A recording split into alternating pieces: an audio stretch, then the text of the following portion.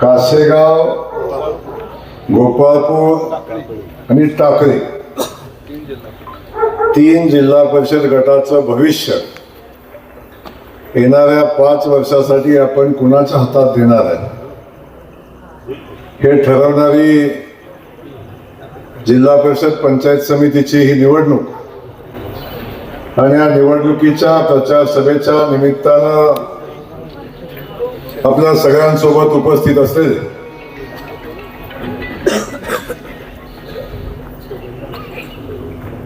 आपले आमदार सन्माननीय समाधान दादा,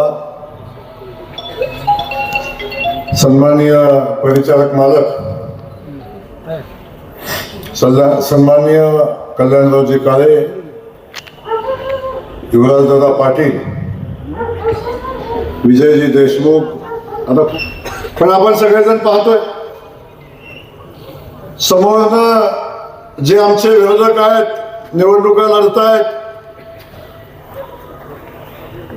यांच्याकडे कोणता अजेंडा नाही, कुठला विकासाचा नाही, 5 वर्षापूर्वी काय केलं म्हणून नाही, 5 वर्षात निवडून आलं तर आम्ही काय करू हे सांगणारा कुठलाही अजेंडा यांच्याजवळ नाही. यांनी इकडे यायचं, प्रचार सभा घ्यायची, बैठका घ्यायच्या आणि कुठं समाधान दादावर बोलायचं, कुठं परिचारक मालकांच्यावर बोलायचं, कधी कल्याणकारांच्यावर बोलायचं, यांच्यावर टीका करायची. एवढा एकमेव अजेंडा या सगळ्या मंडळीचा आहे. मला त्यांचा सवाल आहे, या निवडणुका जिल्हा परिषद पंचायत समितीच्या आहेत, या गटातल्या त्या गटातल्या विकास कामाच्या संदर्भात चर्चा झाली पाहिजे, त्याच्यावर चर्चा होईल, त्याच्यावर भाषणं होतील का? या सगळ्या विरोधकांचा पुढचा सगळ्यात मोठा प्रश्न आहे, समाधान दादा, परिचारक मालक, कल्याण काळे यांच्यावर येतात, टीका करत राहतात. दुसरा कुठला अजेंडा नाही. निवडणूक आली की छत्री म्हणतात ना, आपल्या पावसाची छत्री पावसाळ्यात असते, आणि निवडणूक आल्या भाजपत महिन्यात एक गर्दी असते.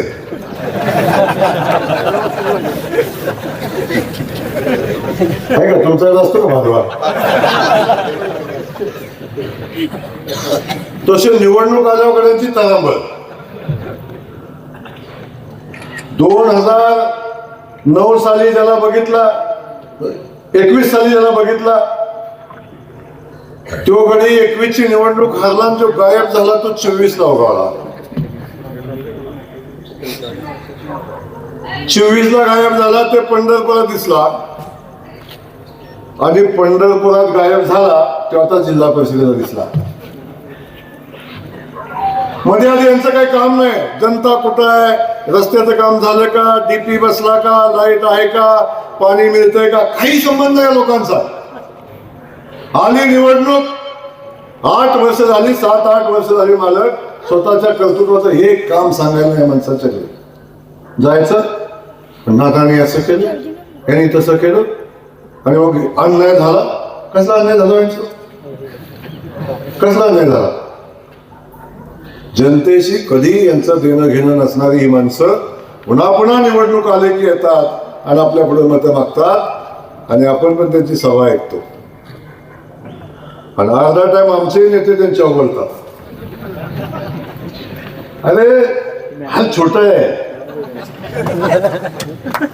त्यांच्यावर बोलून आपला वेळ वाया घालवू नका. आपण प्रचंड मोठं काम आपल्या मतदारसंघात दादा तुम्ही उभं केलंय, मला तुम्ही या भागामध्ये एवढं मोठं काम केलंय. या भागातल्या लोकांचे प्रश्न सोडवत असताना ताकदीने या लोकांच्या पाठीशी उभं राहताय, या लोकांची सेवा करताय, आणि एवढं करत असताना त्या लोकांना महत्व देऊन त्यांचं महत्व वाढवूच नका, हा पहिला विषय आहे. आवश्यकता नाही. आपण सांगा, आपण आज आपण ही निवडणूक चालू आहे, ही निवडणूक जिल्हा परिषदेची आहे, ही निवडणूक पंचायत समितीची आहे, ही निवडणूक भविष्यात येणाऱ्या ग्रामपंचायतीच्या निवडणुका येतील, त्या निवडणुका होतील, आणि ह्या सगळ्या संस्था आहेत. या सगळ्या संस्था आमच्या ग्रामविकास खात्याच्या अंतर्गत चालतात. कशाच्या अंतर्गत? ग्रामविकास खात्याअंतर्गत चालतात. आणि ग्रामविकास खात्याच्या माध्यमातून या गावगाड्यातलं प्रत्येक विकासाचं काम होतं. ग्रामविकास सोडून दुसरा कुठलाही फंड या खात्या ग्रामविकासामध्ये अगदी अपवादात्मक येतो, नाही तर ग्रामविकास खात्यातून सगळा फंड येतो. मुख्यमंत्री सडक योजना ग्रामविकास खात्याची, पंतप्रधान सडक योजना माझ्या खात्यातच येते. 30-54 माझ्याकडं, 50-54 माझ्याकडंच, 25-15 माझ्याकडंच, गावचं गटर माझ्याकडंच, गावचा रस्ता माझ्याकडं,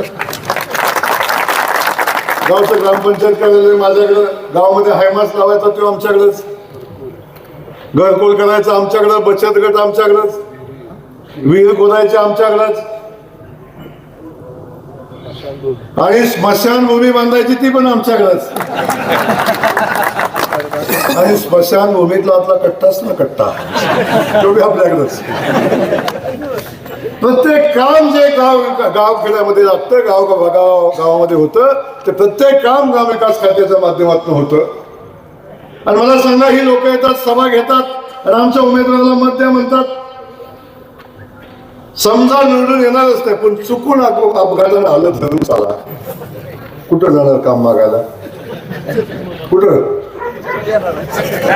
कुठं? आणि इथं मिळेल.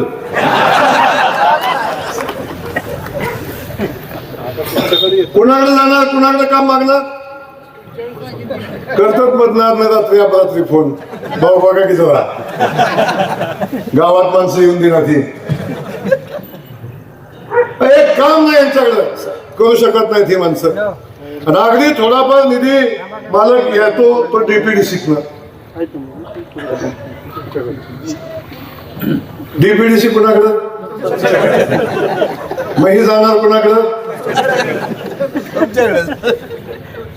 आणि सगळं इथं असताना मत तिकडे कशाला पाहिजे? सगळं इथं मिळतं, मग मत कशाला पाहिजे तिकडं?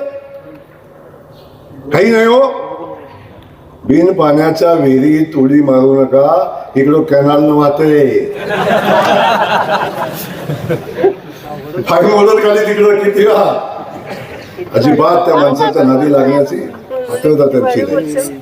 अनेक घडी येतात, कोणतरी म्हणतात आमदार एकीकडे फिरते. याला आमदार की झाल्यापासून जी घडी काय म्हणतात,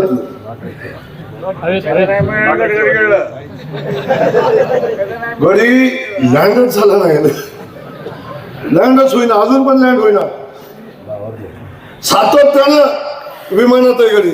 अरे आमदार झाल्यावर नुसती भाषणं करून नाही चालत, ऍक्टिंग करून नाही चालत, लोकांच्यासाठी काम करायला लागतं. अजून वर्षभरानं माणसं गावात नाही येऊन द्यायची बाबा तुला. किती दिवस ऐकतील, आला का असं झालं, आला का तसं झालं, आला का असं होईल, हे किती दिवस लोक ऐकणार? कोण ऐकत नाही. काही दिवसापुरता मर्यादित हा विषय असतो. पण माझं सांगणं आपल्या सगळ्या मंडळीला आहे की ग्रामविकास खात्याच्या माध्यमातून सरकारमध्ये अगदी केंद्रापासून, राज्यापासून अगदी सोलापूर पर्यंत भारतीय जनता पक्ष माहितीचं सरकार आहे. कधी म्हणायला लागलं की नेमकं हायतरी कुणाबरोबर झालेत मला. सकाळी इकडं येते बोराटवाडीला, बोराटवाडी माहितीये का? नाही कोणाची? पॉवर हाऊस तुमची. सकाळी बोराटवाडीला, दुपारी अकलूजला, संध्याकाळी देवगिरीला, मध्यरात्री वर्षाला. स्थिरच नाही कुठं, आणि सगळीकडे म्हणते मी तुझीच.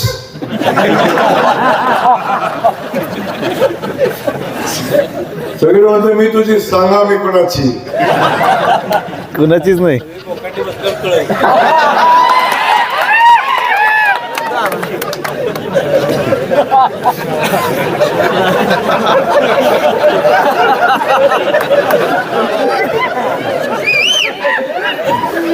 दादा वजनदारकडे एकटाच बस.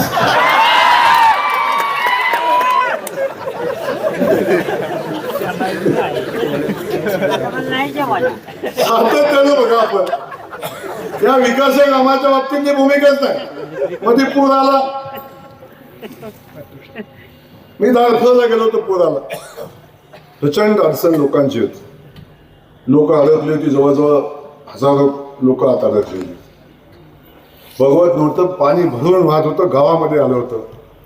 मी तिथं गेलो, परिस्थिती एवढी गंभीर होती.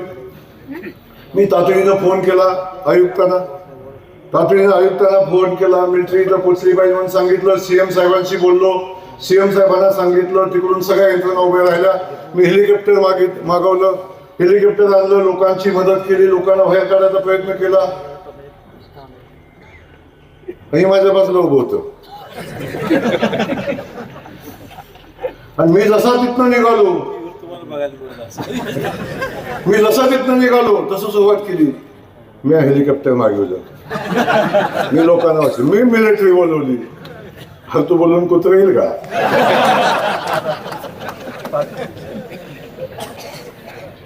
या सगळ्या गोष्टी आपण बघितल्या. म्हणून मला आपल्याला सांगायचं या ठिकाणी आहे की बाबांनो, आता विकासाचं राजकारण केलं पाहिजे.